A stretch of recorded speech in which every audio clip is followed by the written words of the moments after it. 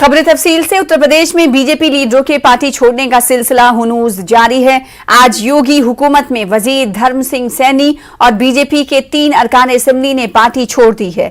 BJP के अरकान assembly Mukesh Verma, बाला प्रसाद अवस्थी और विनय शाक्या ने इस्तीफा दे दिया है। इस तरह अब तक बीजेपी छोड़ने वालों की तादाद 10 हो गई है।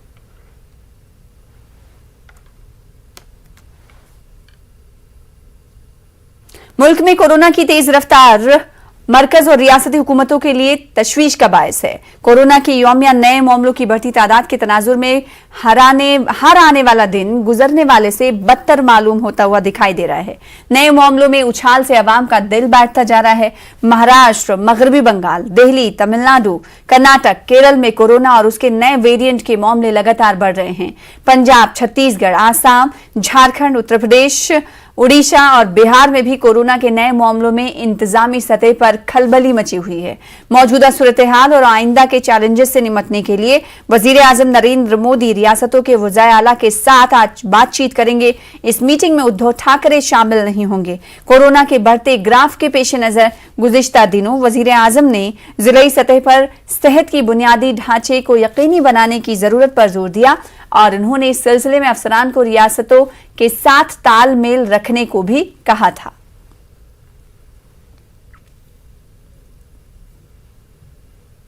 मुल्क में कोरोना की रफ्तार तेज तर है। रोजाना कई फीसद इजाफे के साथ कोरोना फैल रहा है। गुज़िश्ता 24 घंटों के दौरान 2,47,000 से ज्यादा नए मामले सामने आए हैं, जबकि 84,000 अफराद सेहतियाब भी हुए हैं। बताते चले कि मुल्क में 11 लाख से ज्यादा एक्टिव केस मौजूद हैं और इसमें रोजाना इजाफा देखने को मिल रहा है। 154.61 करोड़ को अब तक कोरोना का टीका दिया जा चुका है। रिकवरी रेट 95% है।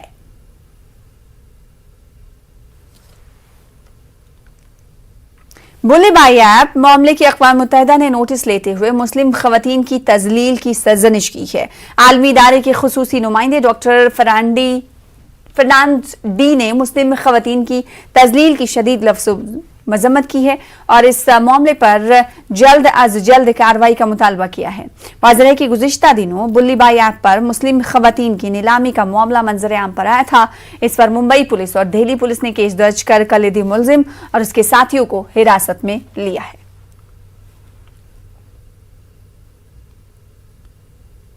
दिल्ली में बीजेपी मरकजी इंतखाबी कमेटी की मीटिंग में 172 उम्मीदवारों के नाम तय कर लिए गए हैं। केशव प्रसाद मौर्य ने जानकारी दी।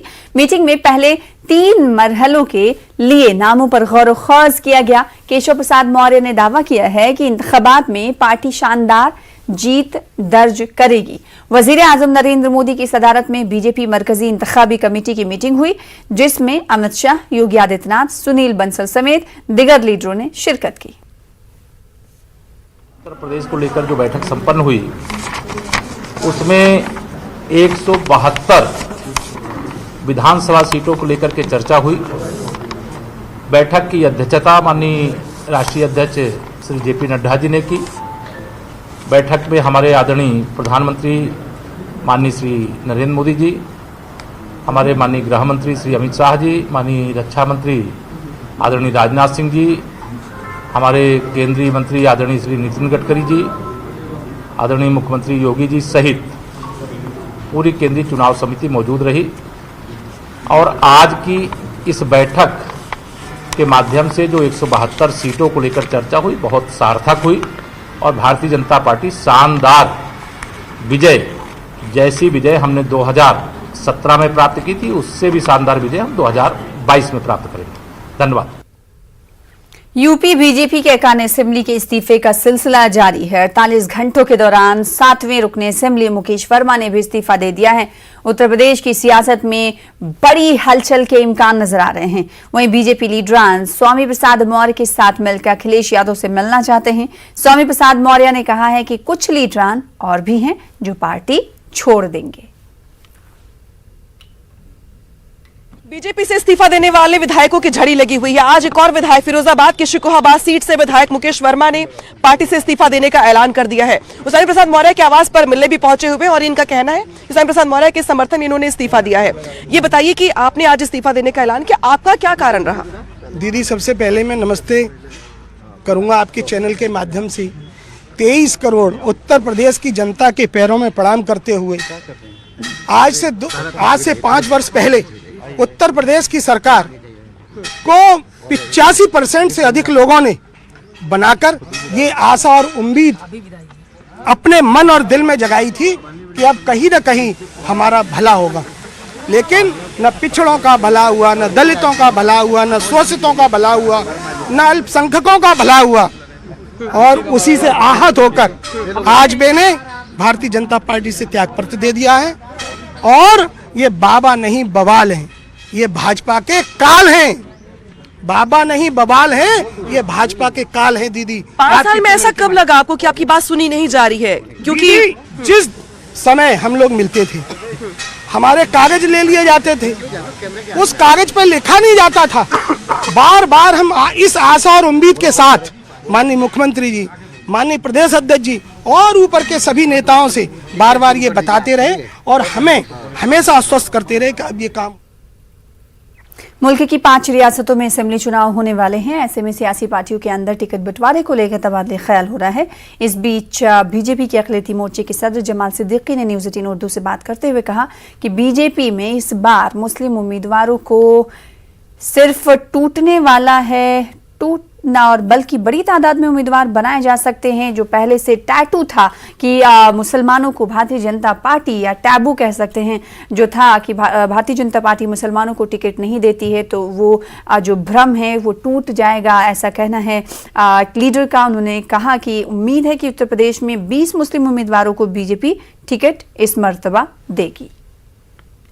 भारतीय जनता पार्टी और मुसलमानों में अविश्वास का सवाल हमेशा उठता रहा है। कभी टिकट का सवाल उठता है तो कभी कई दूसरी बातें भी की जाती हैं, लेकिन इस एतमाद बहाली को करने की जिम्मेदारी दी जाती है बीजेपी के अक़लियती मोर्चों को। हमारे साथ हैं जमाल साहब जो इस मोर्चे के सदर भी है। जमाल साहब, मोर्चा किस तरह से काम कर रहा है? क्या लगता है जिस तरह से टिकट बंटवारा हो रहा है चुनाव को लेकर के, कितने उम्मीदवार जो है अक़लियती तबके से आने वाले हैं? भारतीय जनता पार्टी और अल्पसंख्यक मोर्चा अल्हम्दुलिल्लाह बहुत ताकत के साथ इन 5 राज्यों में काम कर रहा है जहां पे चुनाव है। चाहे उत्तर प्रदेश की बात हो, चाहे उत्तराखंड की बात हो, पंजाब की बात हो, गोवा की बात हो, मणिपुर की बात हो। और मुझे लगता है कि इस बार बड़ी संख्या में हमें उम्मीदवारी भी मिलेगी। भारतीय जनता पार्टी में हमेशा जो जनमत होता है, जो जनता जिसके पक्ष में मत देती है उसको टिकट देती है। हमने 5 साल अल्पसंख्यक मोर्चा के माध्यम से जो हमारे साथी चुनाव में जाना चाहते थे, हमने काम किया है, लोगों की सेवाएं की हैं। जो प्रधानमंत्री जी की योजनाएं हैं, जो उत्तर प्रदेश में, उत्तराखंड में उत्तर प्रदेश के मुख्यमंत्री योगी आदित्यनाथ जी की योजनाएं थी, जो धामी साहब की योजनाएं थी, उन सारी योजनाओं को भी नीचे तक उतारा है। तो मुझे लगता है कि अगर हम देखें तो उत्तर प्रदेश जो सबसे बड़ा सूबा है, 403 सीटें आती हैं और 20% के करीब 19% वहां पर मुस्लिम आबादी है और दूसरे अल्पसंख्यक भी वहां पर हैं। तो क्या मोर्चे की तरफ से ये कहा जा सकता है कि मुस्लिम उम्मीदवार या अक़लियती तबके के उम्मीदवार बीजेपी की तरफ से उतारे जाएंगे? बिल्कुल 100% भारतीय जनता पार्टी ने हमेशा कोशिश किया है कि अल्पसंख्यक समाज का पिछड़ापन दूर हो। सरकार के माध्यम से जो शैक्षणिक पिछड़ापन दूर करने के लिए योजनाएं लाई हैं, सरकार के माध्यम से आर्थिक पिछड़ापन दूर करने के लिए योजनाएं लाई हैं और राजनीतिक रूप से भी अल्पसंख्यक पिछड़ गया है। तो हमारी पार्टी ये चाहती है कि राजनीतिक पिछड़ापन भी दूर हो, अल्पसंख्यक समाज का आदमी चुनाव लड़े, चुनाव जीते और सरकार में शामिल होकर मदद करे। तो मुझे लगता है कि उत्तर प्रदेश में, उत्तराखंड में इस बार बड़ी संख्या में लोग हमें उम्मीदवार के रूप में देखेंगे। भारतीय जनता पार्टी की जो हाईकमान है उन्होंने भी हमेशा ताकत देने का काम किया है।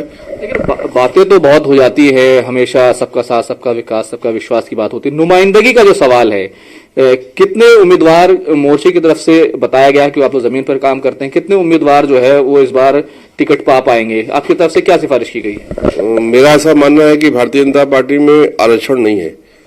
किसी का मुसलमान होना फायदेमंद भी नहीं रहेगा और किसी का मुसलमान होना घाटे में भी नहीं रहेगा। भारतीय जनता पार्टी ने जो भी सर्वे किया है उसमें जितने भी उम्मीदवार हमारे सर्वे में आएंगे उनको सबको टिकट मिलेगा। मेरा ऐसा उम्मीद है कि इस बार उत्तर प्रदेश में कम से कम 20 ऐसे हमारे साथी मजबूत हैं जिनको टिकट मिलेगा और वो चुनाव जीतेंगे। उत्तराखंड में भी 2-3 विधानसभा ऐसी हैं जहां पर हम मेहनत से काम कर रहे हैं, वहां भी मुझे उम्मीद है। उसी प्रकार से मणिपुर में भी हमें उम्मीद है कि एक विधानसभा जो लिलोंग है वहां इस बार हम जीतेंगे। पिछली बार 2000 वोट से हम रह गए थे। उसी प्रकार से पंजाब में भी 3-4 विधानसभा ऐसी हैं जो मुस्लिम बाहुल हैं, 12 विधानसभा ऐसी हैं जो अल्पसंख्यक बाहुल हैं, वहां भी हमारे अल्पसंख्यक समाज के लोग बड़ी तादाद में काम कर रहे हैं। तो कुल मिलाकर मुझे लगता है कि इस बार हमारी भागीदारी बहुत अच्छी रहेगी। अगर उत्तर प्रदेश को ही देखें तो लगभग 40 ऐसी सीटें हैं जहां पर 40 से 60% के करीब मुस्लिम हैं, अल्पसंख्यक लोग हैं। तो क्या वहां पर टिकट देगी बीजेपी? क्योंकि पिछली बार हमने देखा था कोई टिकट नहीं दिया गया था। देखिए, पिछली बार जो तैयारी हमारी नहीं रही होगी, जनता ने हमारे पक्ष में जनमत नहीं किया होगा। लेकिन आप अगर अभी पिछला चुनाव देखें पश्चिम बंगाल का, तो वहां भी भारतीय जनता पार्टी में पश्चिम बंगाल में 10 विधानसभा सीटें हमें दी थी, जिसमें 2 हम बहुत कम मार्जिन से हार रहे। अभी आप आसाम की देखेंगे, पिछली बार जो चुनाव हुआ आसाम में भी हमें 8 विधानसभा की सीटें मिली थी। आप तमिलनाडु में देखें, वहां भी हमें सीटें मिली थी। आप केरल में देखें, वहां भी हमें सीटें मिली थी। तो भारतीय जनता पार्टी कभी किसी जाति धर्म के विरोध में नहीं है, ये बात हमेशा सिद्ध की है। आपने कितनी सीटों के लिए सिफारिश की है आपके मोर्चे ने? हम जो हमारे कार्यकर्ता काम कर रहे उनका नाम भेज रहे, जो हमारे कार्यकर्ता काम कर रहे उनके लिए पार्टी सर्वे करा रही है। अभी जनता किसका नाम भेजती है उस पर तय होता है। तो उम्मीद की जानी चाहिए इस बार जो ये अविश्वास है वो दूर होगा और एतमाद बहाली शुरू होगी। जमाल साहब का कहना है साफ तौर पर 15 से 20 उम्मीदवार जो है वो इस बार भारतीय जनता पार्टी अक़लियतों के तौर पर, मुस्लिम के तौर पर दे सकती है। कैमरामैन फिरोजवारी के साथ खुर्रम शहजाद, न्यूज़ 18 दिल्ली। उत्तर प्रदेश में इंतखाबात के मौसम को देखते हुए तमाम ही तबकों के लोग सरगर्म हो गए हैं। उत्तर प्रदेश में कुरैशी बिरादरी ने योगी हुकूमत पर तनकीद करते हुए कहा कि बीजेपी इक़्तिदार में आने के बाद कुरैशी बिरादरी के मसाइल को नजरअंदाज किया गया। जमातुल कुरैश गरीब नवाज के सरबराह हाजी दिलशाद कुरैशी ने कहा कि कुरैश बिरादरी को माशी मसाइल का भी सामना है। 2017 में योगी सरकार बनने के बाद उत्तर प्रदेश के वो स्लटर हाउस जो नगर निगम द्वारा संचालित थे, जिनमें गरीब लोग काम करते थे, गरीब कुरैशी 90% से ज़्यादा जिनकी आबादी है, वो स्लटर हाउस बंद कराकर गरीबों पर सरकार ने वार किया।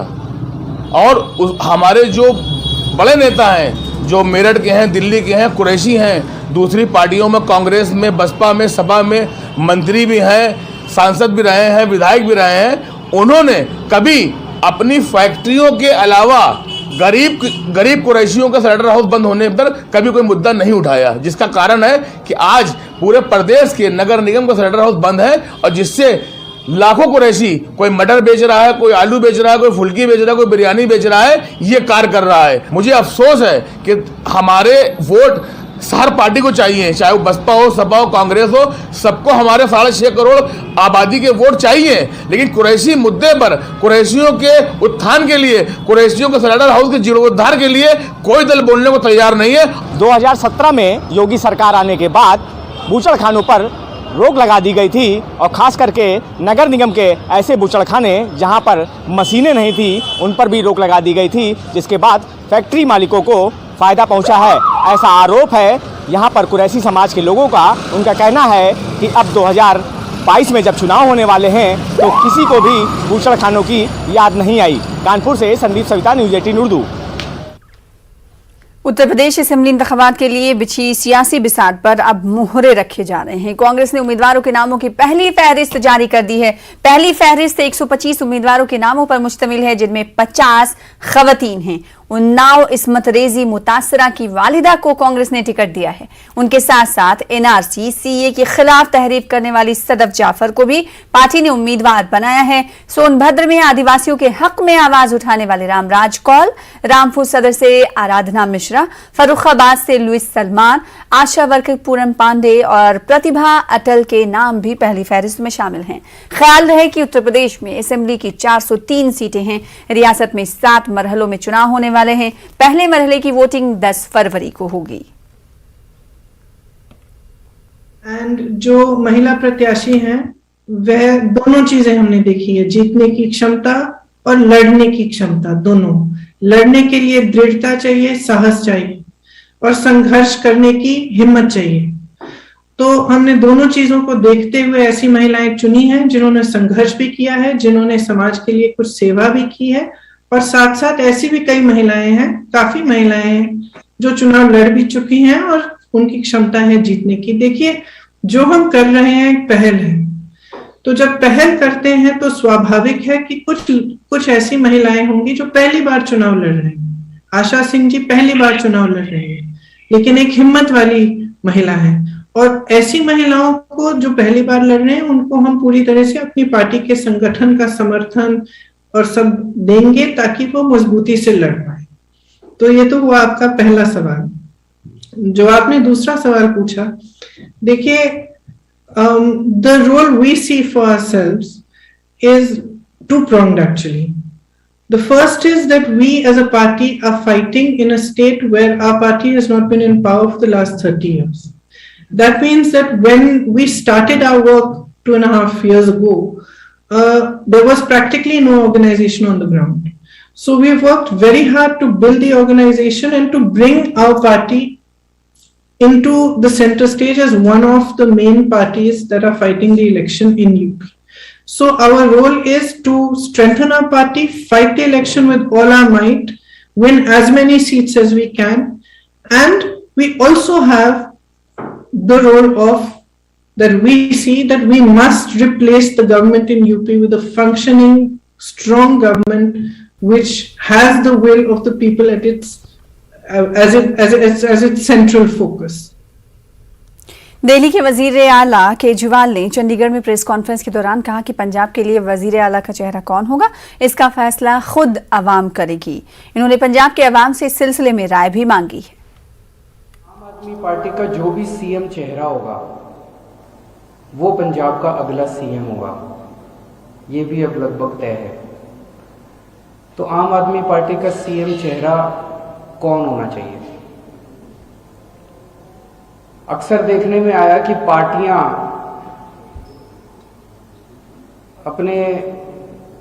कोई अपने बेटे को बना देता है सीएम का चेहरा सीएम, कोई अपने बहू को बना देता है, कोई अपने घर वाले को बना देता है। भगवंत मान जी हमारे बहुत प्यारे हैं, मेरा छोटा भाई है, आम आदमी पार्टी के सबसे बड़े नेता हैं। हम भी अपने कमरे में बैठ के मैं तो कह रहा था कि भगवंत मान को बना देते हैं। भगवंत ने कहा नहीं, जनता से पूछना चाहिए सर। भगवंत ने कहा कि जो जनता मेरे को जिम्मेदारी देगी वो जिम्मेदारी मैं पूरी करूंगा। ये बंद कमरे पे सीएम का चेहरा डिसाइड करने का ये सिलसिला बंद करना चाहिए सर। ये शायद भारत में पहली बार हो रहा है। 1947 के बाद इतने चुनाव हुए, आज तक किसी पार्टी ने जनता से नहीं पूछा कि हमारा सीएम चेहरा कौन होना चाहिए। पहली बार आम आदमी पार्टी जनता से पूछ रही है कि भाई अब सरकार बनने जा रही है, हम नहीं तय करेंगे, आप तय करो कि सीएम चेहरा कौन होना चाहिए। जिसको आप कहोगे हम उसको सीएम चेहरा बनाएंगे। इस नंबर पे आप व्हाट्सएप कर सकते हो, इस नंबर पे आप एसएमएस कर सकते हो, इस नंबर पे आप कॉल कर सकते हो और कॉल करके अपनी आवाज छोड़ सकते हो। 17 तारीख को 5 बजे तक शाम को ये नंबर खुला रहेगा। आज 13 तारीख है, 17 तारीख को शाम को 5 बजे तक ये नंबर खुला रहेगा। उसमें जितने भी जवाब आएंगे, लोगों के जितने रिस्पॉन्स आएंगे, उसके आधार पे आम आदमी पार्टी अपना सीएम चेहरा ऐलान करेगी। उसके मुताबिक पंजाब का अगला सीएम तय किया जाएगा। फिलहाल इसी के साथ रुकेंगे छोटे से ब्रेक के लिए। कुछ और खबरों के साथ जल्द लौटेंगे।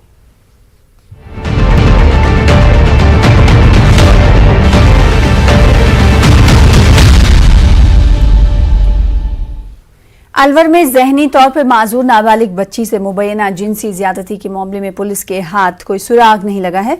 पुलिस मुलजमीन की तलाश कर रही है। सीसीटीवी कैमरे खंगाले जा रहे हैं। पुलिस को बच्ची के एक जगह पैदल चलने के सबूत मिले हैं, लेकिन उसके आगे की कड़ी नहीं मिल पा रही है। पुलिस बज़ाहिर उसे आबरूरेजी का मामला इसे मान रही है, लेकिन इसका कहना है कि रिपोर्ट आने के बाद ही इसकी तस्दीक होगी। बुध के रोज जख्मी बच्ची अलवर में सदमे की हालत में मिली थी, जहां से इलाज के लिए उसे जयपुर लाया गया था। जेके लोन अस्पताल में डॉक्टरों ने बच्ची को ऑपरेशन किया, अब उसकी हालत मुस्तहकम है।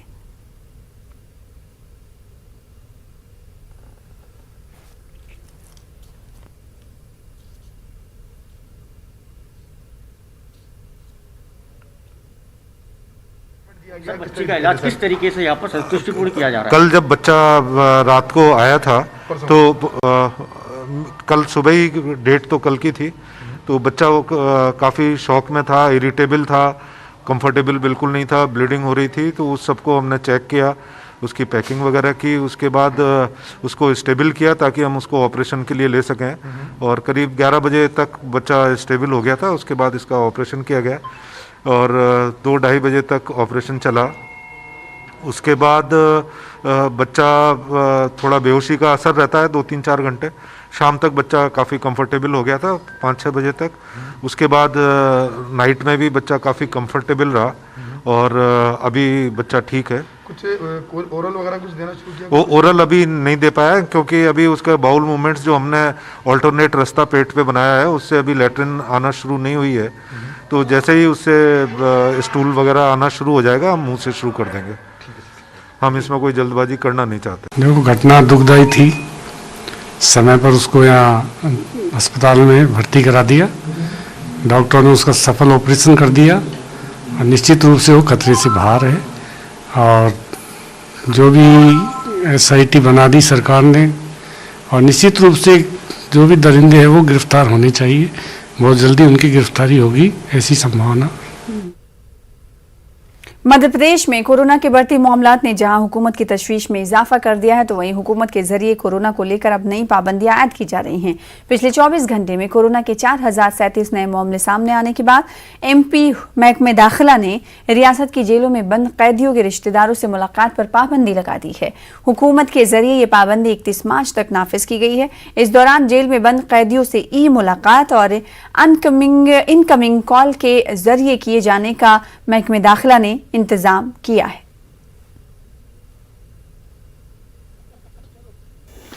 एक विषय उस तो ही बोलता हूँ, एक विषय वो रह जाएगा, मेरे विभाग का विषय है। हमने 31 मार्च तक जेलों में बंदियों के परिजनों और परिचितों से मुलाकात पर कोरोना संक्रमण के कारण अब मुलाकातें संपूर्ण प्रदेश में स्थगित कर दिए। फिलहाल ई मुलाकात और इनकमिंग कॉलिंग के जरिए ही बात हो सकेगी। ये 31 मार्च तक अभी लागू किया है संपूर्ण जेलों में मध्य प्रदेश। फिलहाल इसी के साथ इस बुलेटिन में इतना ही। मज़ीद खबरों के लिए आप लॉग इन कर सकते हैं हमारी वेबसाइट पर। मुझे दीजिए इजाजत, देखते न्यूज़ 18 उर्दू आता।